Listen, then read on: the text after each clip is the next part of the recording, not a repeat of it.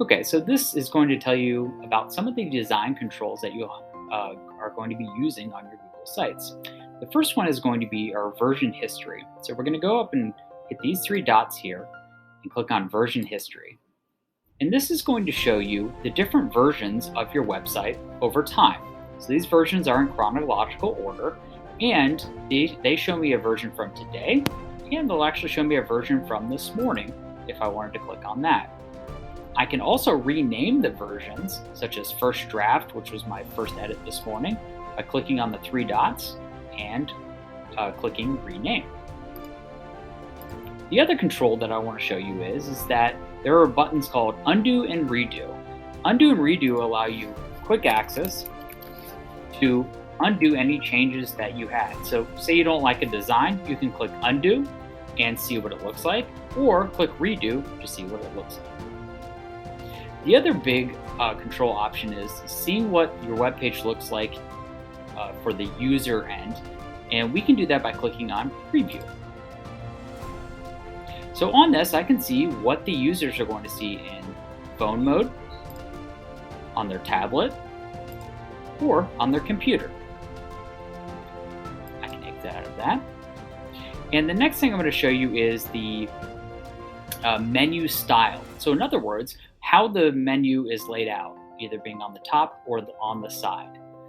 To do that, you're going to click Settings, Navigation, Mode, and you can have your menu on the top or the side. You can also change it from white to black or transparent. Next, we're going to talk about headers. So this header is the big area up here, which is kind of your title of your page. You can also add a footer if you like, but we're going to focus on the header. There are 4 types of header, including cover, large banner, banner, and title only that you can choose from. You can also change the image on this background. You can do that by clicking on Change Image, and you can upload it from your files or select an image from Google Drive.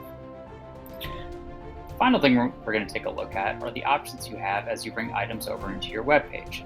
So for example, I'll add a text box, and if I hover over, I can have the menu off to the left showing the section options.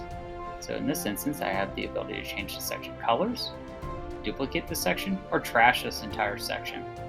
If I type in text, I can go ahead and highlight it, and I have all of these options to change the text. And these options look different based on the item that you bring over. So they might look different if you bring over a map or a button, and so on and so forth. The other thing that we have, once we have our section, is that we can either move the text box or item or adjust it. To move it, we grab these 3 dots at the top, and we can move it throughout our page. We can also move it left or right if we want to. And we can also resize it. To do that, we click on it, and we have these dots that form, and we can shrink it. And this way you can see a little bit better how we can move it side to side within the page. This is a great way to see, using these grid lines here, how your items are spaced out evenly to make your page look more professional and clean.